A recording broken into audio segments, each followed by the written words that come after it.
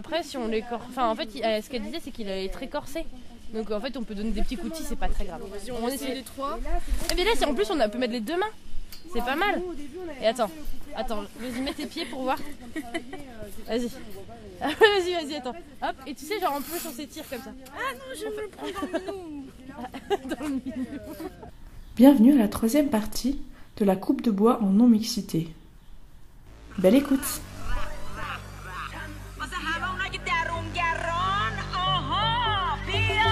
Und wenn ihr nicht tanzen wollt, dann tanzen wir. Euch zu Ehren, euch zum Pläsier. Und wenn ihr nicht tanzen wollt, dann tanzen wir an eurer Stadt. Aber wenn ihr tanzen wollt, schaffen wir für euch Platz. Que ce soit dans nos échanges ou lors de nos heures dans la forêt, la bienveillance, l'écoute, l'attention ont été cités par beaucoup d'entre nous, comme Bertille. J'ai beaucoup aimé le fait que j'ai eu l'impression qu'il y avait une attention qui circulait entre les personnes, de vérifier est-ce que tout le monde est là, une telle elle est pas là, est-ce qu'elle est c'est parce qu'elle est fatiguée, après on rentre, il y a toujours quelqu'un qui lui demande comment ça s'est passé pour toi, est-ce que ça va, enfin voilà, une sorte d'attention en fait aux autres, et vraiment dans la circulation. C'est-à-dire que c'était pas, j'ai pas senti qu'il y avait certaines personnes qui prenaient en charge ce rôle de soin et d'autres qui étaient dans la réception. Enfin, j'ai vraiment senti quelque chose qui circulait et une attention à ce que chacune puisse apporter en fait des choses au groupe. Enfin, que c'était pas toujours les mêmes qui apportaient des connaissances ou des propositions. Que c'était voilà, il y avait une attention à ce que ça permette à chacune de faire part de ses richesses en fait. Et notamment, je trouve que ça s'est vraiment concrétisé dans une soirée où on a écouté des musiques. Et l'idée, c'était que chacune, en fait, proposait une chanson qu'elle aimait bien et qu'elle avait envie de faire écouter au groupe. Et j'ai trouvé que ce moment-là, tout particulièrement, il était très symptomatique en fait de cette place de chacune et de voilà, qu'en fait on a toutes des choses à apporter au groupe et que si on donne de l'espace à chacune, et ben tout le groupe s'enrichit en fait. C'était comme si ne plus vivre la domination des hommes permettait aussi de réfléchir aux autres formes de prise de pouvoir. Par l'âge, l'expérience, la capacité à imposer ses idées. Et puis à ramener ces réflexions chez nous, dans nos quotidiens, nos postures face à des personnes racisées, d'une classe sociale différente. Même si nous étions toutes des femmes blanches, certaines vivaient en collectif, en camion, à la ville, à la campagne ou entre les deux, étaient hétéras, lesbiennes, un peu des deux, cathos, athées, travailleuses du sexe, psychologues, autrices, agricultrices, danseuses. Pour Laurane. Je lis pas de bouquins en entier dans ma vie, en tout cas je lis pas de romans ou de choses comme ça, bref, et donc du coup je trouve ça quand même important de pouvoir avoir dans la vie des personnages, des personnes fictives ou réelles qui puissent nous inspirer. J'ai trouvé que toutes les personnes qui étaient là étaient très inspirantes et c'est comme un peu cette semaine en non-mixité, c'est un peu comme une espèce de boîte à outils où en fait on peut puiser dedans pour ensuite construire notre propre vie, parce que on a des représentations dans la société, dans la société lambda, on a la représentation de ce que c'est qu'une femme. Moi elle ne me convient pas, j'y trouve rien du tout d'intéressant dedans, et du coup ces moments de coupe de bois en non-mixité, ça nous permet aussi d'avoir d'autres représentations devant nous et de puiser dedans aussi ce qu'on veut, ce qu'on aime bien, et voilà, c'est des moments qui donnent beaucoup de force. Trouver des chemins de traverse pour être qui on est vraiment. Passer par les autres pour trouver sa propre justesse. C'est aussi l'expérience qu'a fait Laure, ancienne militante au MLF, Mouvement de libération des femmes, créé en 1971. D'être complètement spontané, d'être qui tu es, quoi. Il n'y a pas besoin d'avoir de stratégie, même des stratégies petites, mais des stratégies quand même. Là, moi, j'estime que j'en ai pas. Mais il faut dire aussi, Mathilde, que très longtemps, j'ai été qu'avec des femmes. Donc, si tu veux, ça m'a permis d'être plus tranquille. Hein. J'ai longtemps milité au MLF, de 80 environ jusqu'à 92, 13, quelque chose comme ça, tu vois, une petite dire. Donc là, ça m'a beaucoup aidée, parce que c'était vraiment non mixte. Ça m'a beaucoup aidée pour me sentir heureuse et fière d'être une femme, ce qui n'était pas le cas. Elle permet la spontanéité et sans tension, une espèce de détente permanente. Si tu veux, il n'y a rien à... Il y a juste à se rencontrer et à se connaître. On est toutes très différentes, hein. Mais il n'y a pas quelque chose d'un peu plus compliqué. Être femme dans un milieu ordinaire, on te demande de le prouver en quelque sorte. C'est-à-dire avoir un compagnon, avoir des enfants. Je trouve, moi, beaucoup. Alors que je n'avais ni compagnon ni enfant. Et que je n'avais pas envie de parler de ma vie privée. Même avec des femmes, tu vois. C'est pareil. Je veux dire que les hommes et les femmes te demandent ça. Ah oui, moi, mon compagnon, mon mari, mon si, quand on se raconte ces week-ends, c'est ça, en fait. C'est ce que j'ai fait avec mon homme et ce que j'ai fait avec mes enfants, etc. Quand toi, t'es pas là-dedans. Parce que moi, je ne voulais ni me marier, ni être avec un compagnon comme ça, m'emmerder. Et je n'avais pas d'enfant, donc je ne pouvais rien dire dans un milieu ordinaire. Alors que quand tu te trouvais au MLF, par exemple, il n'y avait absolument pas ce problème-là. Tu n'étais pas en train de te valoriser par le fait que tu avais un compagnon ou un mari et des enfants. Il n'y avait pas du tout ça. La question, c'était les luttes. Je leur ai demandé à toutes ces incroyables meufs comment elles voudraient être hors de tout déterminisme genré. Dans ma rêve, je serais très sûre de moi et je me sens légitime de faire ça que j'ai envie dans ce moment. Et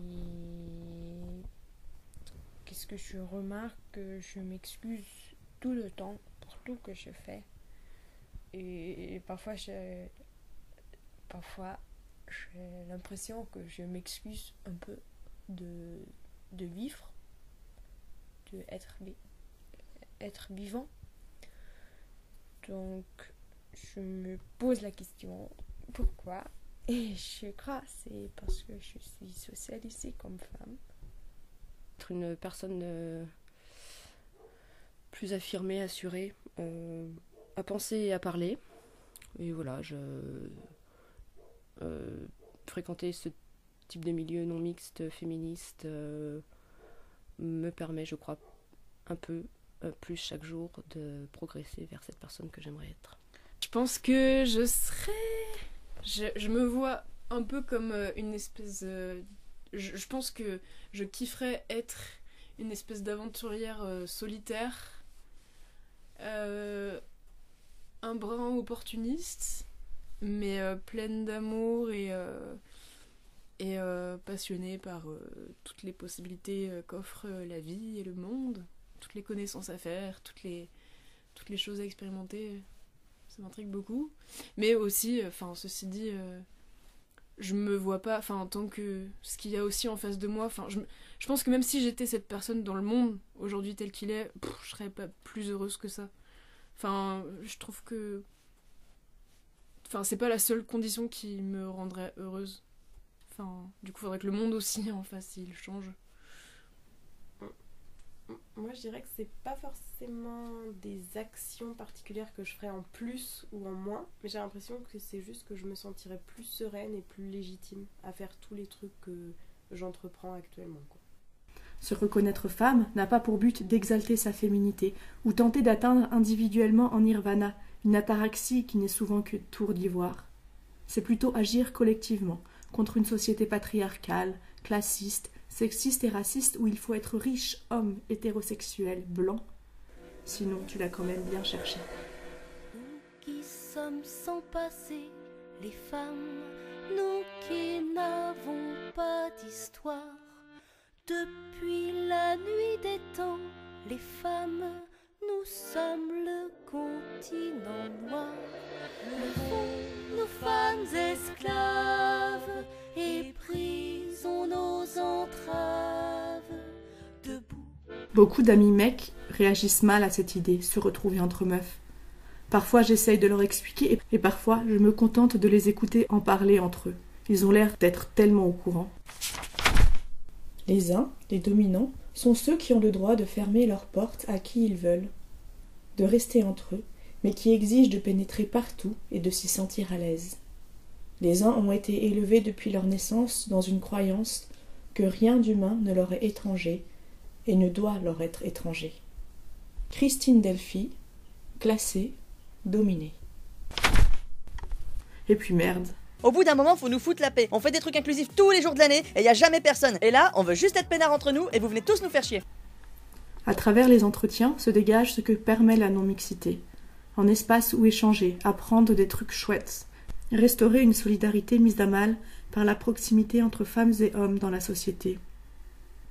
Reprendre des forces, de la confiance, questionner nos rapports de pouvoir.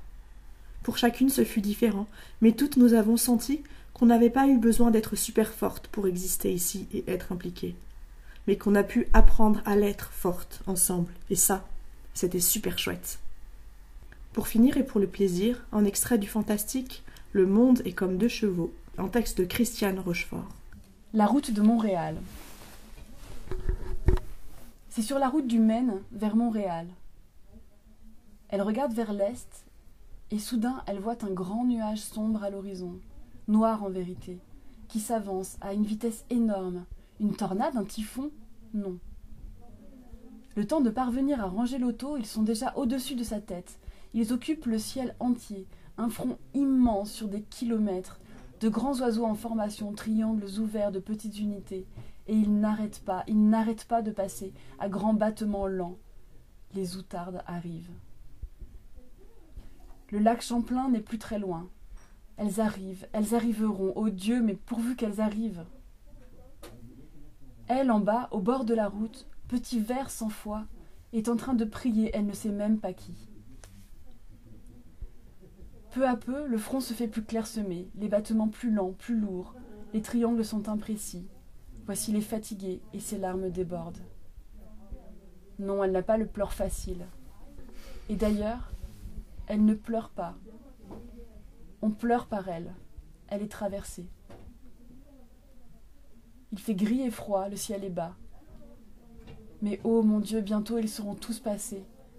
Sans doute ils arriveront au lac avant la nuit, Seigneur, merci. Et puis voici, loin derrière les autres, deux attardés. L'un bat péniblement l'air, épuisé, n'en peut plus, blessé, et l'autre lui tourne autour, devant, derrière, à côté, sous lui. L'entoure de son vol, insiste, le soutient, l'accompagne, ne le quitte pas, ne le laisse pas.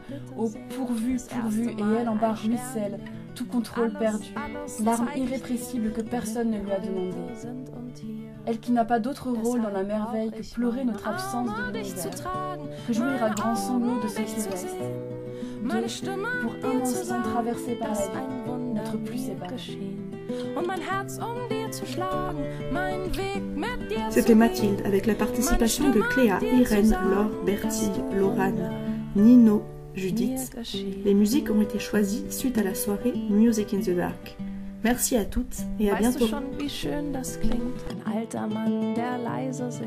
Tränen fragen, runterrollen, ob sie Trauer oder Glück sein sollen.